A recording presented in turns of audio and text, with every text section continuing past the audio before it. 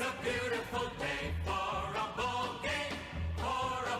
game today. The fans are out to get a ticket or two from Walla Walla, Washington to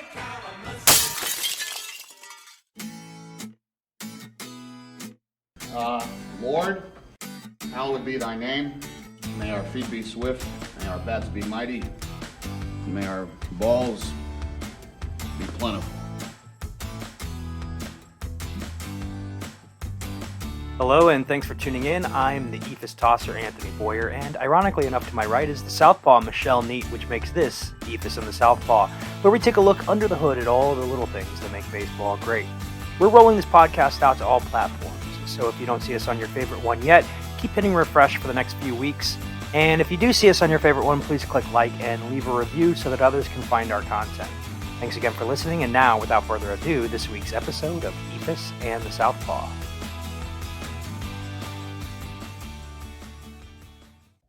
Hello, everybody. My name is Anthony Boyer. I'm the Eephus tosser, and across from me, what's your name?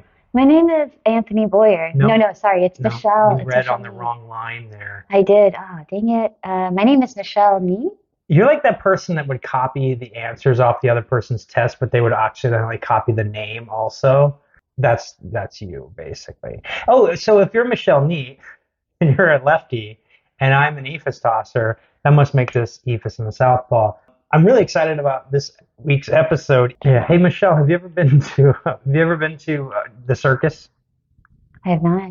You've never been to the circus? I think maybe once when I was little, but no, I don't. I don't have any. I have also never been to the circus. I mean, like ever, I don't think. But if you like the circus, if you like clowns, you love clowns. Oh, you just glared at me. You don't love clowns. They're okay. At my house, do you know what a pajama clown is? No, is it like a Weeble Wobble? No, nothing like a Weeble Wobble. So it's about a 2-foot tall plush clown from the 50s, so late 1940s, early 50s. And a child would take this to a sleepover, and it has a slot in the back that you put your pajamas into. So the kid would take it to the sleepover, so he has a little friend to take with him, a little toy, and then also his pajamas. I have one at my house, and it is exactly as creepy as you're imagining it. It's a 2-foot tall plush clown. Oh my God, we're the same size. You're a bit of a pajama clown.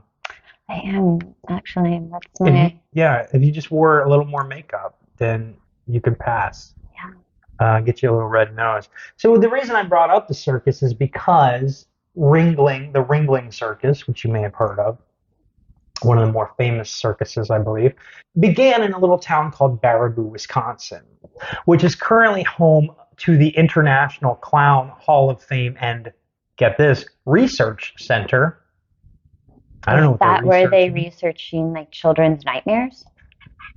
I don't know if they're just researching like clown history or if they're researching like clown techniques. Like, what is the right flavor pie to smash in someone's face? Like, do we get more mileage out of peanut butter cream or out of a key lime? Or maybe a boysenberry if they're feeling sassy. Ooh, yeah, or like a lollyberry pie. Like if you're feeling like it's like sort of I don't want to say exotic because I don't think that the central coast of California is an exotic place. Lollyberry? Lollyberry. Highly recommend if you're ever in Cambria, California, get yourself an lollyberry pie. Oh my gosh. This is going really well so far. Much better than the last time we recorded it. We are approximately 4 minutes in, and we haven't even mentioned what the hell we're talking about. I think pie is really important, though, and I do believe that our listeners do too. Yeah, I think that's fair. Listen to us for Central Coast dining tips, as well as baseball facts, obscure baseball history. The other thing that has happened in Baraboo, Wisconsin, other than Cirrus Aircraft being founded there, which is now in Duluth, Minnesota, and McKinney, Texas, and the aforementioned Ringling Brothers,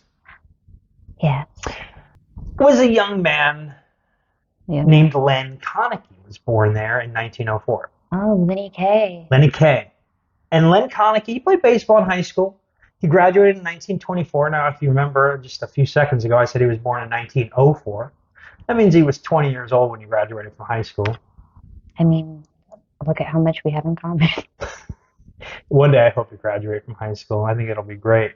Senior year, 12 years in a row. After he graduated from high school, I mean, I think that he was probably just like rural.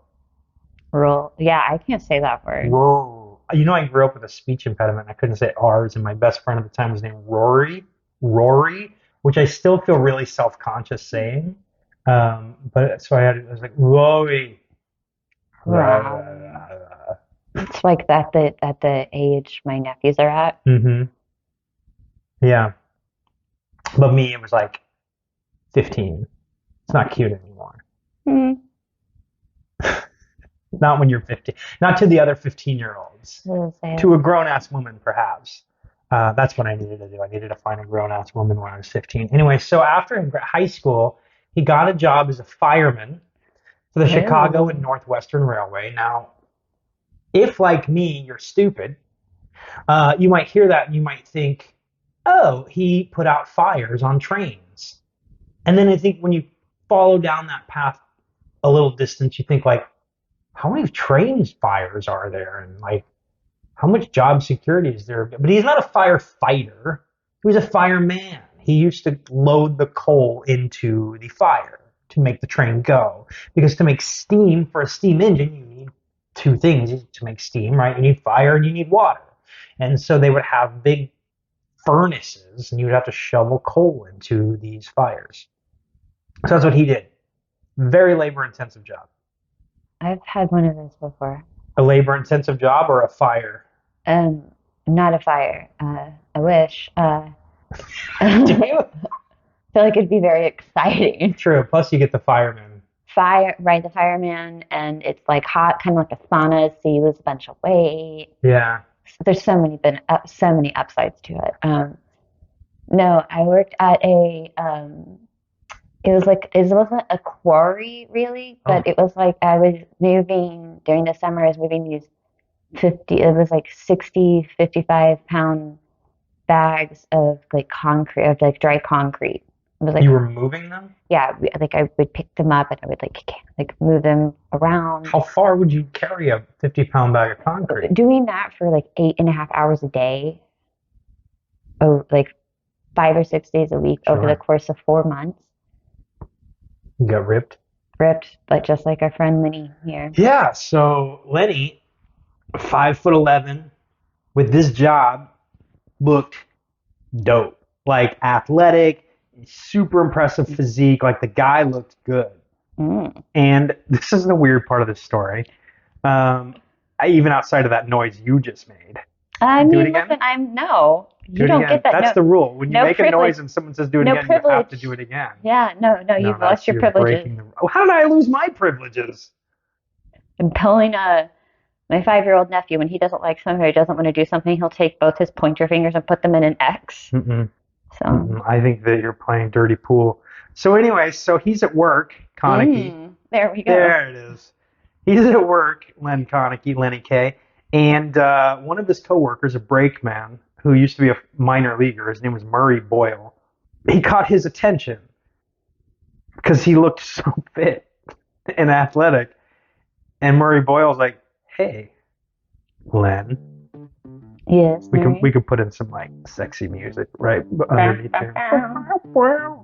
Hey, Len. What?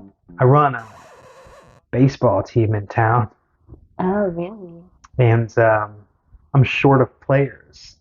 Well, it sounds like you have a big need to be filled. Yeah, I thought of your frame, and I'd like you to play catcher. Yeah, so Koenecke shows up to play catcher. This sounds like a trick. This really does sound like a trick. He shows up to play catcher. He played baseball, a little bit of baseball in high school. He kind of knows what he's doing, but this dude took to hitting like immediately. And he liked it so much that he actually took a leave of absence from the railway to play baseball for the summer for Boyle's club, which is called Escanaba, and then for a few other teams as well. And then in the fall, he went back to the railroad. And this has kind of become a bit of a pattern here. So then the following summer, he actually left again to go play baseball. He joined a semi-pro teams in Michigan and Wisconsin. In 1927, he began his pro career by signing as a catcher with the Springfield, Illinois Senators of the Class B 3I League. Now, I don't know if you remember the 3I League. That's Indiana, Illinois, and Iowa. So Springfield is in Illinois. And do you know how that went when he went to the 3I League? Well, his defense, it wasn't great. It was pretty weak. And I mean, he was a fireman on for a railroad, so he was very inexperienced. His arm, not great, but very good power, and that wasn't enough to keep him around in Springfield, so he got released. Yeah. And then what happened? The Moline Plowboys of the Class D Mississippi Valley League. Oh, Moline Plowboys. Oh, Moline. That's the Quad Cities, you know. But there are 5 Quad Cities.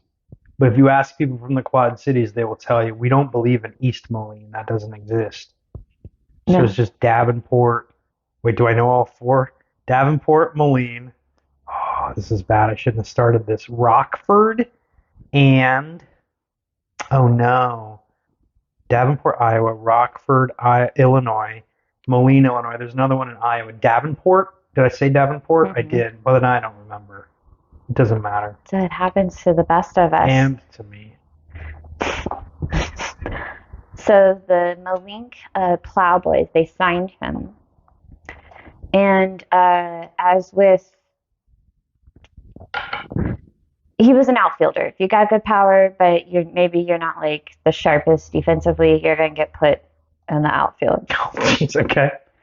But that's not true as of today because there's so many players that are just excellent defenders. Sure.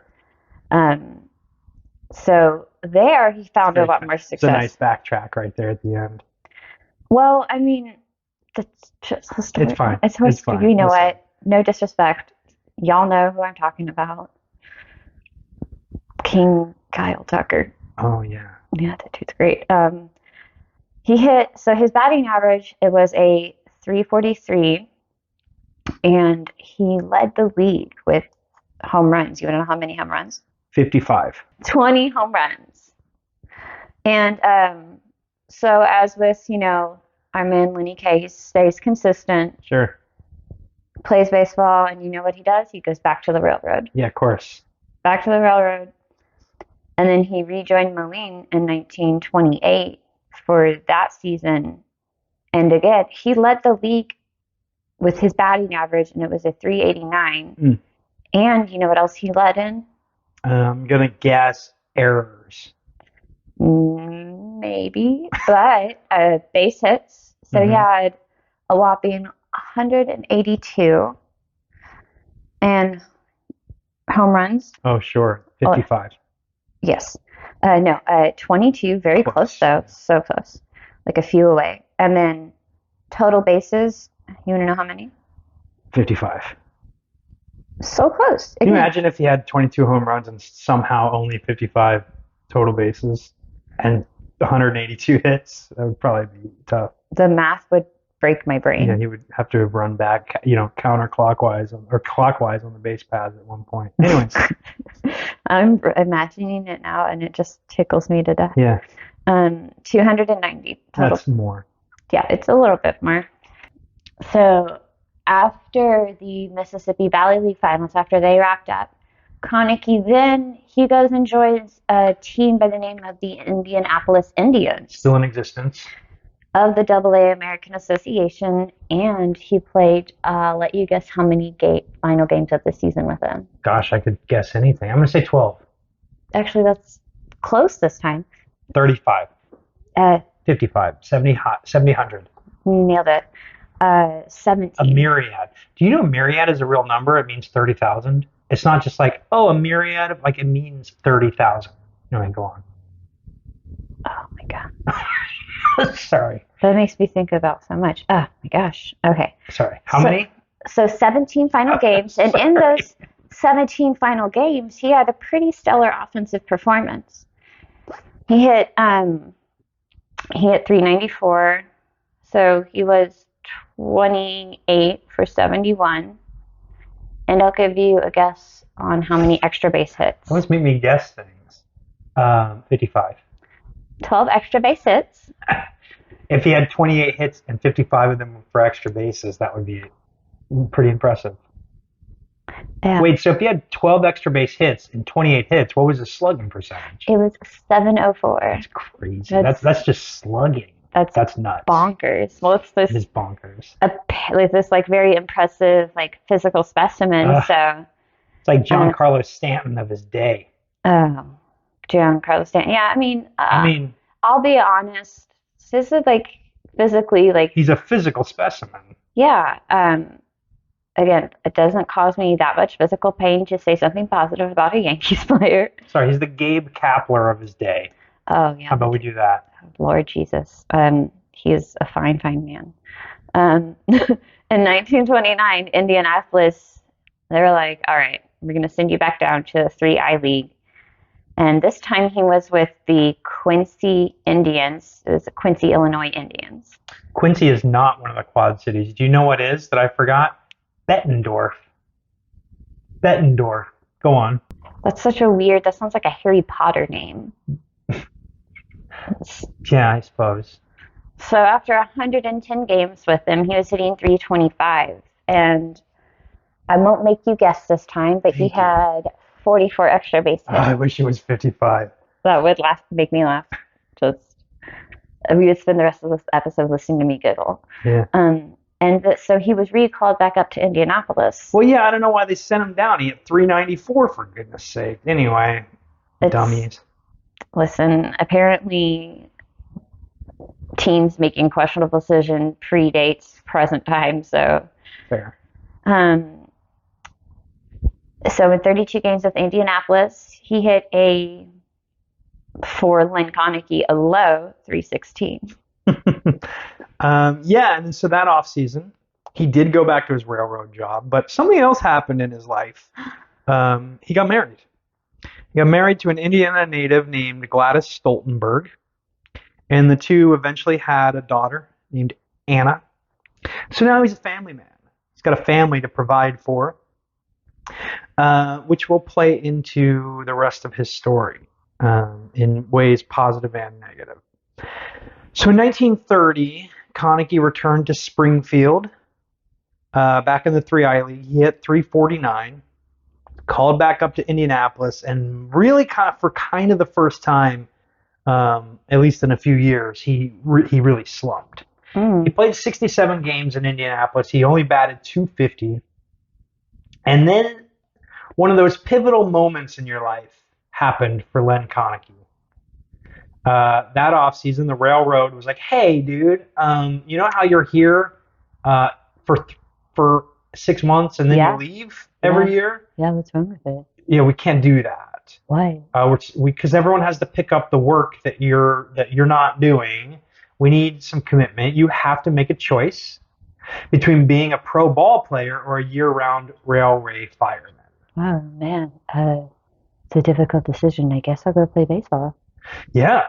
So he ended up playing baseball, which turned out to not be such a bad decision because he was able to, for the first time really ever, to focus entirely on the diamond, and he was able to stop shoveling coal into fire, which made him not so immobile. Like he was just this like physical, bulky dude who was not really built to play baseball. He was just like all shoulders and like couldn't throw a ball because he just had to like, you can't see what I'm doing, but he's like just imagine like a T-Rex trying to play baseball. Like a T-Rex trying to play baseball, or like Giancarlo Stanton trying to play baseball. Oh my god! And then the next season, he was an American Association All-Star.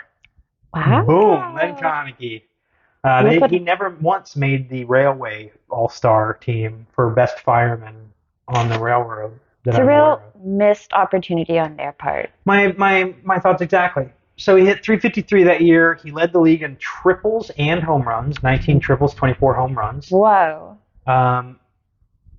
And then we'll cut to across the country. There was a team called the New York Giants. They were in, appropriately enough, New York City. Wow.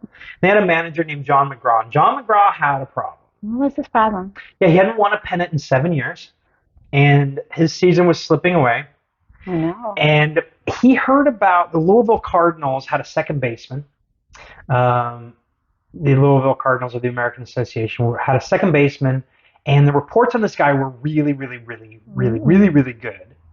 So McGraw is in Cincinnati for a road series, and he's like, well, Louisville's not super far. It's about 100 miles. I'm going to go watch this kid in person. So he drives down to Louisville. I guess he drives. Probably doesn't drive. He makes his way to Louisville. And then he watches this guy, this second baseman, and he says that this player is, this is a direct quote, of insufficient build to withstand the rigors of National League Baseball. Which, for the record, was dumb because that player was Billy Herman, who's now in the Hall of Fame. So I guess he was fine to withstand the rigors of National League Baseball. But McGraw was really impressed by Koenecke, who also played in that game. And then, so he said in his own words that he, quote unquote, bought him for a lot of money. Like And a prostitute almost? sort of, yeah. But do you know what that lot of money was? Oh, I got you. Yeah. It was $75,000 worth of player contracts. Yeah, so it wasn't even $75,000. Like, he literally just gave Indianapolis $75,000 worth of other players. Wow. Ridiculous. That's a 1 for 75. That's like a pretty good return for the other team. Yeah, well, I mean, I don't know what his contract was worth. But yeah, true. I don't know how many players it took to add up to 75,000. But I feel like at that time, that was like probably a good number of players. Like it feels like 14. I was going to say like a dozen players. Yeah, back in that, back at when I could just imagine something. Back in my day, players Back in my day, when we used to shovel coal and carry quarry rocks around for no reason, just sit them in our pockets, make ourselves strong. baseball players' contracts were worth $2. You can buy a whole baseball player for $1.50. Here's a fun fact. That's the same amount that minor league players make today. Yeah. if they're in AAA and they have like 8 years of service. So Koenecke, he ends up reporting to the Giants' West Coast camp, which is located where we are actually in Los Angeles in February of 1932. Yeah. And so John McGraw being super high on this dude, Koenecke was like this real quiet Midwestern guy. He was the kind of guy that you would think would show up and shovel coal into a furnace. Like, he was just this like quiet, resolute dude who just did the work, kept it clean. But hearing that like John McGraw, the great John McGraw, believed in him so much, kind of made him a little cocky at camp. So he said to one of the reporters, he said, this is a direct quote, "I ought to make good. I hit 353 in the American Association and had plenty of triples." Imagine a player saying that now. None of these cheap home runs for me. Cheap home runs. Okay. And in the early exhibition games, he backed up his talk. He played so well, in fact, that the Giants traded their regular outfielder Fred Leach to Boston. Whoa. So that Koenecke could start the season in left field. Whoa. On opening day 1932, if you look at that New York Giants lineup, right there, opening day, left field, Len Koenecke. Love a left field. Love it. You do. How did that go for him? Well, so for like the first 2 months, it went well. He hit well enough. But then it started to go less well. That's a good way to put it, yeah. Less well. Because at the beginning of June, so June 3rd, McGraw ends up resigning because he has, he's a lot of health problems. He's like, I gotta step away. I'm old. I gotta sit down forever. That's reasonable, in my opinion. So Bill Terry, who was the new manager, he was like, listen, Lynn, I can't with you, with this poor fielding, with this untrained batting eye. I just can't. So after McGraw leaves, it was about 14 games after he left, Koenecke only batted 179, and Terry was like, all right, I have had enough. I am done with you. Double A, Jersey City. Off you go. Jersey City. And so From New York City to Jersey City. downgrade in my opinion, but that's a conversation for another day. 100%. That's the Jersey City Skeeters. Oh. Skeeters. Yeah, remember the old Sugarland Skeeters, who are now the Space Cowboys, a name I absolutely despise. Jersey City Skeeters, 1932. Go on. Pausing from Len Koenecke, this whole Space Cowboys thing, I feel like was just kind of a messy ordeal. Yeah, I don't like any of it. Why do they have a Brewers color path? I don't understand that either. But anyway. I do like some of their jerseys though. They look pretty clean. Sure. I will say as a colorway, it's like pleasing, but yeah, we talked about this in the History of the Minor Leagues podcast, but I also just have a problem with it was an Atlantic League team for years and years and years. They were doing great as the Skeeters. MLB comes in, the Astros come in, they buy them, and then make them an affiliated team, and then a year later they're like, okay, and by the way, get rid of all of your history. We're going to completely change your identity. I don't know. I just have a problem with it. And yeah, I mean, you definitely have a point, because it's like, oh, okay, I guess we're somebody different now. It's like you're like 18, you turn 18, and your parents are like, okay, so your name is Sam now. Mm-hmm. And we're going to just change your whole childhood, history. Yeah. Whatever you did before, gone. What an apt analogy. So after the season, Terry sold he said, Len, I'm going to sell you to Buffalo of the International League. Of all places. I do love chicken wings, so it's like the only reason I'd go to Buffalo. I mean, my brother lives near Buffalo. Buffalo seems like an okay city, but it's cold. I'll say that. That's exactly Probably not it. in the summer, I guess. It's just okay. Yeah. The old Buffalo Bisons, who are still in existence, by the way. The Buffalo Bills? Bisons. Oh, Bisons. Bisons. Oh, yeah.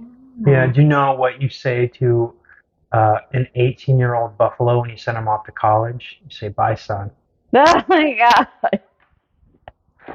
So that season, 1933, Koenecke battled .334 with 59 extra base hits. He was named to the International League All-Star team.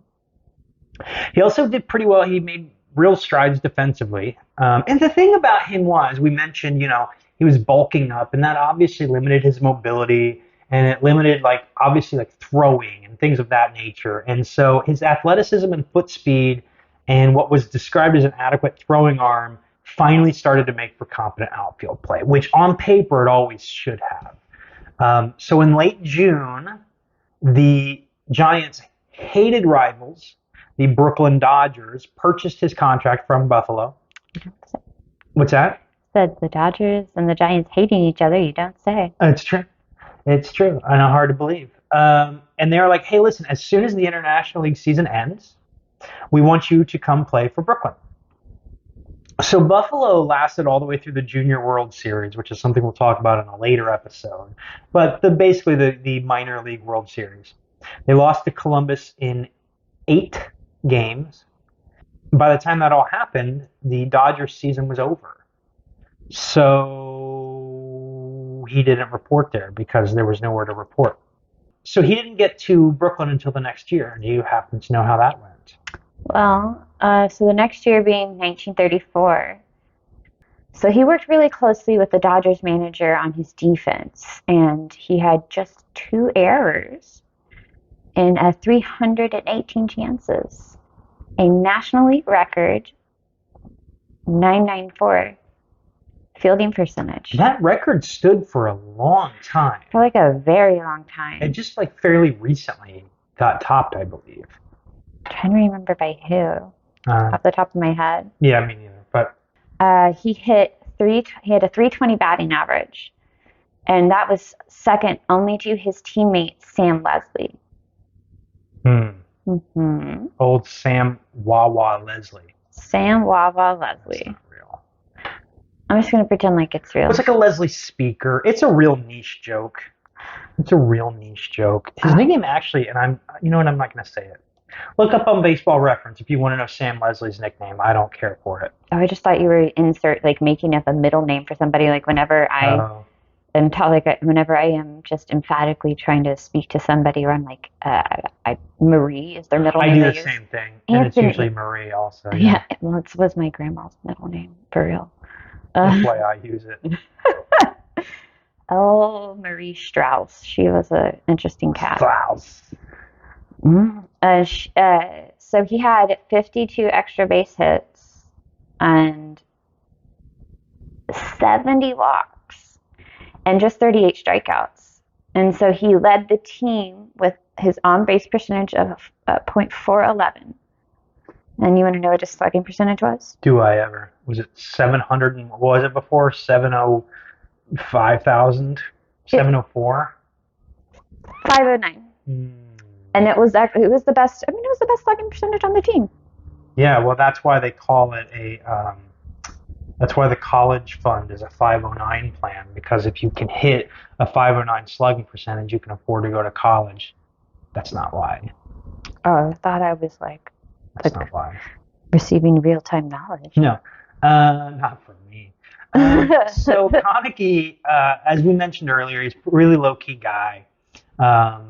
He received very little press, and one of the quotes that we saw was, he was professional during games, quiet in the clubhouse, and a colorless family man away from the diamond. Now, that's a very key phrase that's going to come up very soon. But first, yes. How's about a break? I like that idea. Me too.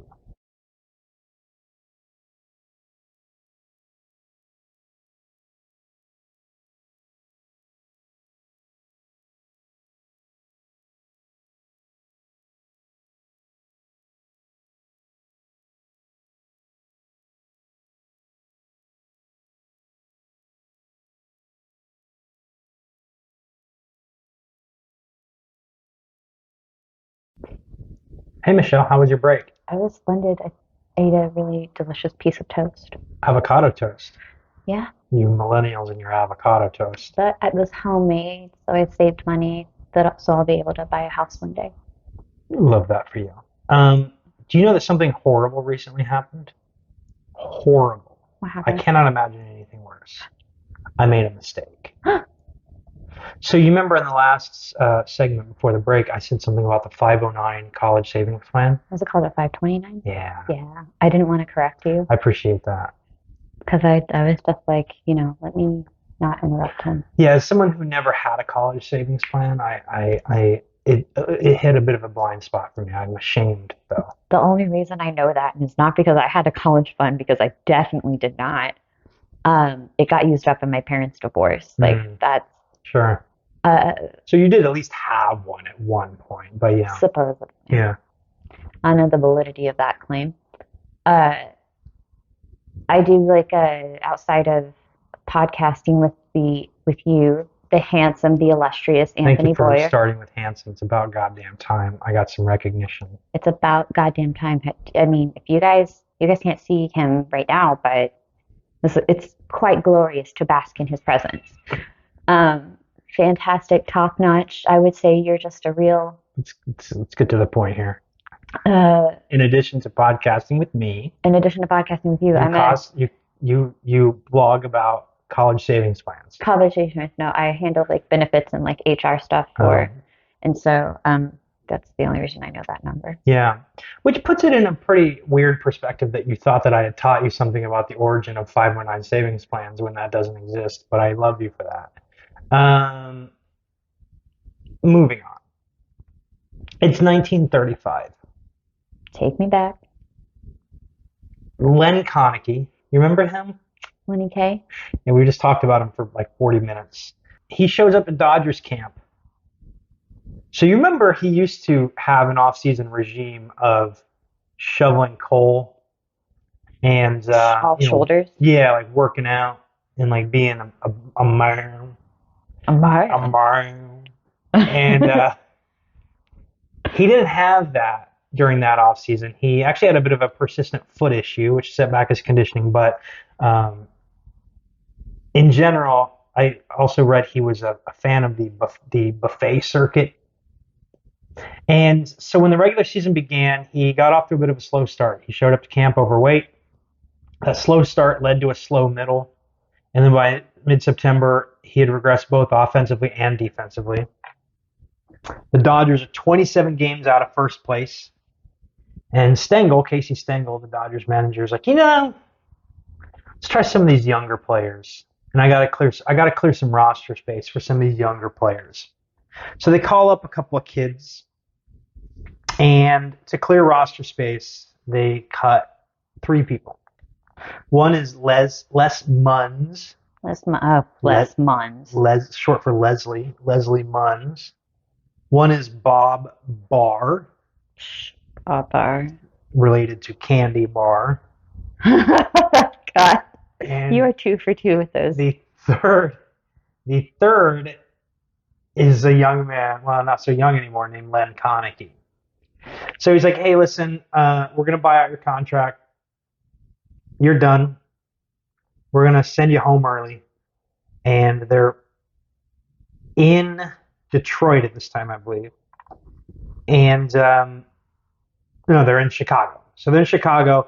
They have to fly to Detroit and then to New York. So they put him on a plane, on an American Airlines flight. They book him. And Koenecke calls his wife. She's at their apartment in Brooklyn that they use during the season. And he's like, hey, I want to be home shortly. And team officials who overheard this call said there were no visible signs of despondency. That's a very heavy phrase to set up the rest of this story. So, because people don't talk about your visible signs of despondency when happy things happen afterwards. It's not like, before Michelle found that gold bar and sold it for $5 million. Also related to Candy Bar. Also related to Bob and Candy. Before that happened, she showed no visible signs of despondency. That doesn't. People don't talk that way. No. So let that set the tone. There's a rumor that Koenecke's contract had actually secretly been sold to the Rochester Red Wings. Actually, that's not a rumor. That was true. Oh, wow. Had been sold to the Rochester Red Wings. But what's not clear is whether or not he knew that. Some people say he did. Some people say he didn't. Doesn't matter. He got on that plane on September 16th, 1935. Earlier, I said that he was in Chicago. That's untrue. They were in St. Louis. He had to fly to Chicago and then fly to Detroit and then fly to New York because this was an era where planes only had 14 drops of gas in them. And they basically had to throw them in the air, and just wherever they landed was where you had to switch planes. That's how I landed up in California, actually. That's a long way to go. Listen, the person had a good arm. What can I say? Sounds good. So he boarded that plane on the afternoon of September 16th, 1935. Things did not start well. Can you talk about the St. Louis airport? Mm-hmm. Oh, St. Louis Airport. Beautiful St. Louis. Beautiful St. I was looking at you to see if that was... And he is shaking his head no with a very strong grimace. Handsome, but strong grimace. So he appeared very intoxicated under the influence of alcohol. And when he got on the plane, he did so with a bottle of whiskey in hand. Love that. But I mean, he wasn't really known to be a drinker. So seemed a little out of sorts. There is now I just got off of a plane a couple of days ago, and there's now an announcement. They're like, you can't consume any alcohol that you brought yourself, which is funny. Obviously, they didn't have that rule in 1935, but I just imagine hitting up the duty-free store and having all these bottles of liquor and getting on a plane and be like, what's the problem? I bought an extra ticket at the airport. Yeah, right. For all my whiskey friends. I made a man of whiskey. So he wasn't known to be a drinker, but it turns out the flight to Chicago was, there was no problem. Very uneventful. End of the story. Very mild. Wonderful. Love it. Psych. So issues did start to come up on the ride to Detroit. From Chicago to Detroit. Got it. Yeah. And the fight, so in mid-route, Koenecke, he began getting rowdy, arguing with passengers, and he knocked down a stewardess, as one does with whiskey in their system. She was named Eleanor Woodard, and she tried to intervene when he was, getting rowdy, getting a little rambunctious with the other passengers. He challenged another passenger to a fight, and then he spent the remainder of the flight under restraint. He had to be guarded by the plane's co-pilot, R.C. Pickering. Yeah, so they land in Detroit. Chicago to Detroit is not a long flight. It's probably really not. Even at that time, it's probably like 2 to 3 hours tops. So they land in Detroit. They're like, hey, listen, we don't like you. We don't really want you on a plane. Oh, but why? I just have my whiskey friend. Totally get that. Don't like him either. Oh. So, hey, listen, we're going to give you the money for your New York fare back. We're going to refund that, which, by the way, he didn't pay for that. So I'm not sure how that worked because the team paid for it. So I don't know if they just gave him some money that he turned around and spent on alcohol or what happened. I mean, if I were him, more money, I'm going to buy more whiskey friend. Whiskey friend, yeah. So they refunded his fare to New York, and he was barred from that final leg. Oh, no. Speaking of barred, Barr and Munn reported the last time they saw him, he was sleeping it off in the airport passenger lounge, which is probably for the best for everyone involved. But then sometime after midnight, he wakes up. Imagine waking up in the Detroit airport, probably not knowing what in the world is going on. Mm-hmm. Your teammates aren't there. Disoriented. You're disoriented. You're in Detroit. You're upset. You're jobless. You're probably thinking, how can I get that fireman job back? And also, by the way, my wife and daughter are in New York or in Brooklyn, and I have to get to them. So he runs into a charter flight pilot named William Mulqueeny. And he's like, hey, Mr. Mulqueeny, I would like to fly to Buffalo. And Mulqueeny's like, no.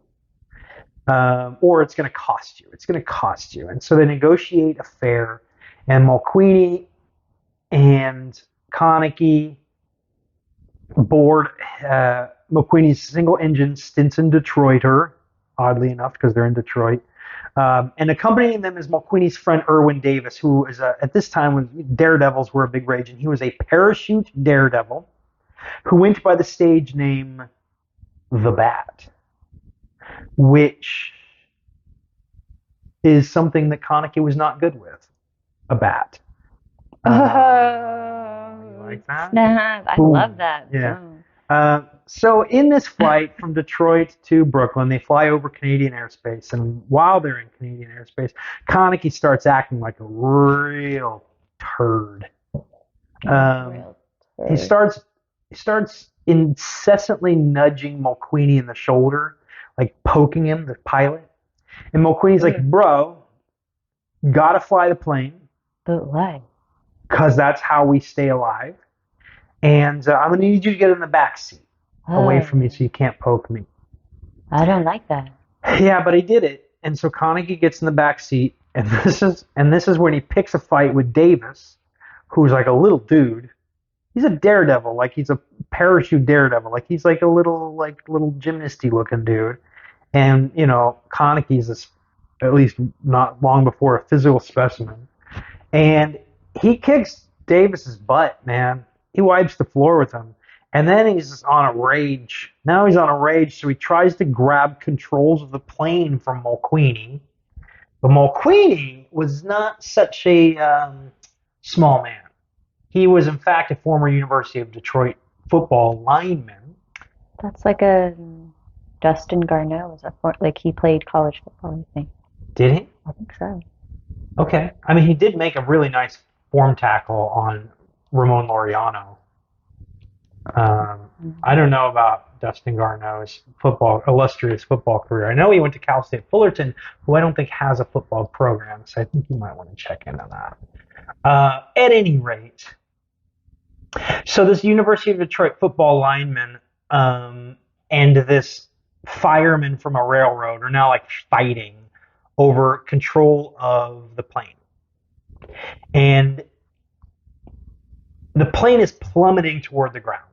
Going towards the ground. Go like at plane speed plus gravity. Whoa. So fast. They're fighting for control. Mulqueeney's freaking out. He grabs a fire extinguisher in desperation, and he just hits Koenecke over the head with it. Oh. And Koenecke does nothing, completely unfazed. It's like, oh, is that the best you got? Yeah.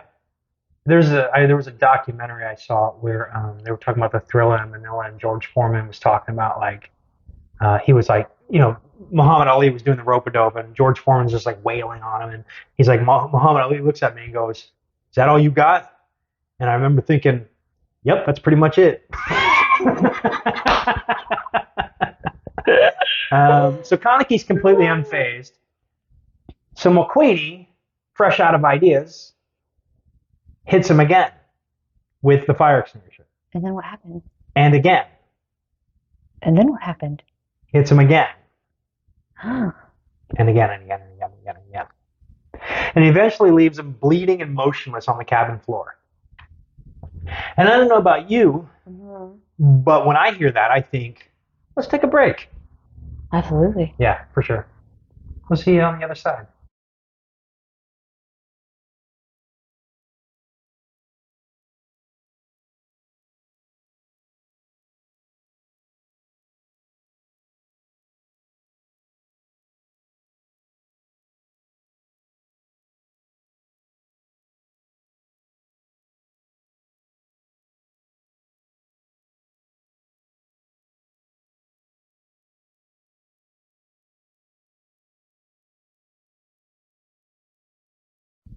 Hey, Michelle, welcome back. Welcome. Do you know that something horrible recently happened? What happened? Something that almost in the history of the world has never happened. Catastrophic. What? You were wrong about something. Dustin Garneau didn't play college football. You're right. Oh my God. He played high school football. High school. High school. In San Pedro, in I believe that's the South Bay. All right, each episode you get one and I get one.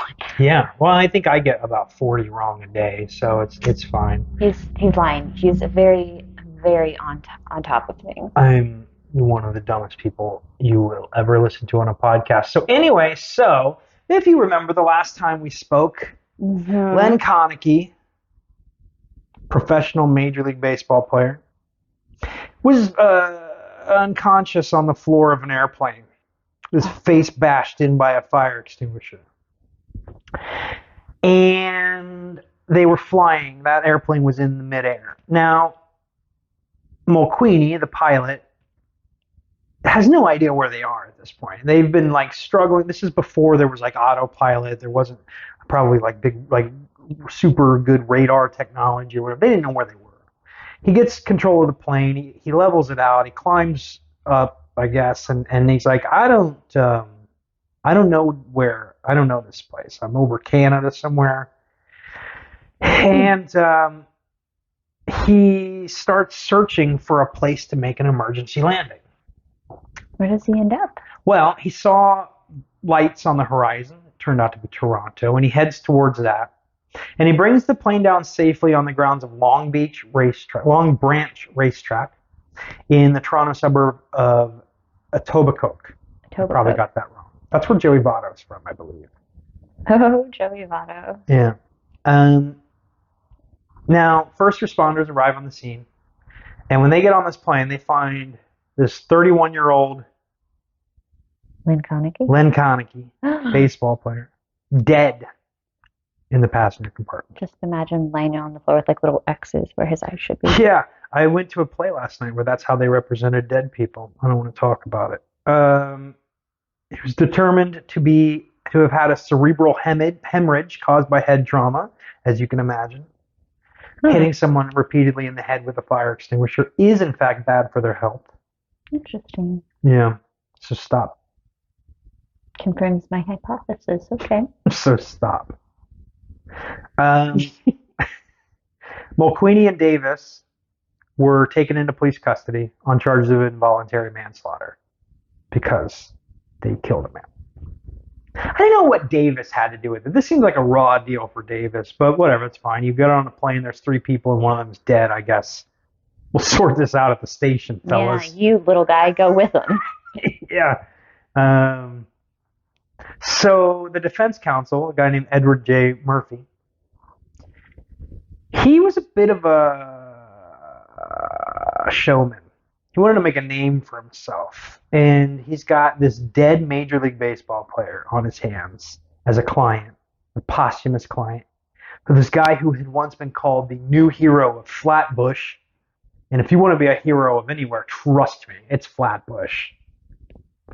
And he's got an eager press, who's got this somewhat famous guy dead under mysterious circumstances in Canada on an aeroplane, and he's ready for it. He will give quotes to anyone, and he talks it up in the press, and everyone's at a fever pitch, and they go into the courtroom for the actual legal proceedings. And after all of this build-up, these legal proceedings lasted almost no time at all. Super anticlimactic. There was a pathology expert who said that there were traces of alcohol found in Koenecke's vital organs, and said this would naturally cause a man, if inclined to be quarrelsome, which I think it's fair to point out that he was not. He was a really quiet, even-keeled dude. But if inclined to be quarrelsome, it would cause a man to become violent. And the jury took minutes, just minutes, to acquit Mulqueeny and Davis on the basis of acting in self-defense. Interesting. And that was that. And so they made this big to-do about it in the press, and then really it was like a 40-minute trial, and everyone got a free beaver bits from Tim Hortons, and sorry. What are beaver bits? I don't want to talk about it. It's like a donut. You know what a donut hole is? Oh, do I? Yeah, well, that's not what they call it in Canada. Beaver bits. Okay. Yeah. So, these, I think they're just called bits, but Justin Bieber had like a promotional, like they did a promotion with him, and they called them Bieber bits, but then everyone colloquially called them Bieber balls. So you would go to Tim Horton and ask for some Bieber balls. Really? Yeah. That's a true story. Oh my god. So the Dodgers, being the class organization that they are, Always. they wore black armbands one day and then promptly forgot about it. Meanwhile, Gladys Koenecke took their 3-year-old daughter from Brooklyn to their home in Wisconsin. Koenecke's father and his brother went to Toronto to retrieve Len's body and bring it home for a funeral service in Adams, Wisconsin, at the Norwegian Lutheran Church. He was buried in Friendship Cemetery. If you ever want to go see Len Koenecke, head to the Norwegian Lutheran Church in Adams and check out the Friendship Cemetery. Well, I know what I'm doing after this. Booking a flight to the International Clown Museum and Research Center. Yes. Can we go? This would be such a good field trip for us. I really want to now. I would love to be under the influence of like some very heavy, like chill substance, because I just... Oh yeah, get high and go to the Clown Museum? Yeah, get high That and go to sounds the amazing. that. And so like I don't have like a panic attack, because I went to Ripley's, believe it or not, and it was like in conjunction with like Madame Tussauds. Mm-hmm. Here in Hollywood. This was actually back in Dallas when they Okay. opened one up, and a clown chased us, like me and my sister, through. There's like this one room in Ripley's, believe it or not, chased us across like what was equivalent of like 3 blocks. Like it was Indoors. like indoors. Like that was around Did like... he work for the... Yeah, maybe, probably not. Honestly, What do you mean he chased you? with Dallas, He had a knife? Like what? He he like ran after us. ran after you. Yes, I think it was like a Halloween thing they were doing. I don't Oh. know. So let me ask you this. Yes. Did you believe it or not? Oh, I believe it. Yeah. I'm a believer. I'm a believer, if you And then will. I saw that clown. I'm a believer. So anyway, let's wrap up Len Koenecke's very sad story, and we're singing about clowns, and I'm being a complete ass. But Pretty on brand, though. yeah, it's a pretty sad story. And it's interesting because Len Koenecke played over 3 seasons in the major leagues. He slashed 297, 383, 441. That's a pretty good line. That's pretty stellar, yeah. Even in his final season, when he was like not good enough to play and they rolled him out of the big leagues for the second time, he had a 101 OPS plus. Now, obviously, we didn't know what an OPS plus was at the time. It was not a statistic that they used in 1935, but it is an average player, a league average player. 101 is technically 1%. League average player by standards back then or standards today? It is season adjusted. So compared to his peers, that in that season, it was a 100 is average. Any statistic with a plus at the end of it means 100 is average. Higher than that is better. Lower than that is worse. He had a 101. So basically, exactly league average. So that is the life and death of Len Koenecke. How do you feel about it? I feel like it's always unfortunate when somebody who has so much promise, like they make a couple of bad decisions at some pretty pivotal moments, and it just kind of ruins everything. Yeah, and it's so interesting too because you hear back on just like he was actually like a good dude. Like he was like this really nice, quiet, low-key Midwestern guy, and he made one decision to quit his job to play baseball. And that decision sort of unraveled things. Yeah. And then he got rolled out of the league twice, despite being pretty good. His overall career OPS plus was 124. So he's about 25% better than the players of his era. He was pretty good. He hit 22 home runs. He had 11 stolen bases. He had an 824 OPS career. It's not bad. And meanwhile, he's got this wife, he's got this daughter back home, and he's unemployed. He doesn't know what to do. He starts drinking. He's not a person who drinks, so his body's like, what is this? Don't like it. Let's fight things. Violence juice. Yeah. Which you know about all too well, because I was with you during... No, I will not be silenced. Okay, so we'll open this can of worms. We went and we watched it was like a World Series game. It was not like a World Series game. It was a World Series game at this place called like El Tejano. In North Hollywood, California. North Hollywood, California. And I don't drink. Like very rarely do I drink. And so I did that night because there's a group, and that like our little like California Astros friends group, like we were in one area, and then there was like just separately another group of Astros fans that like walked in, and anytime like they would like do something positive, like score a run, they would buy us drinks, cactus cooler shots. Oh God! And I forgot about that part. Thumbelina. I'm like a Thumbelina size. You're a small person. So after like the fourth one, and I reached over and I drank the rest of my boyfriend Will's shot. I guess there were some Braves fans that were being kind of rude, and I called one of the ladies who was wearing a striped blouse a pirate hooker, and she took offense to that for some reason. Well, you know why? Because it's super offensive. Yeah, it is. So that's on me. And this was like, it was like what game was it? It was like game 4. Yeah. It was one that the Braves won. Yeah. And it was like uncomfortable. Very uncomfortable, but I think they left before they actually like won. Like they left before the end of the game.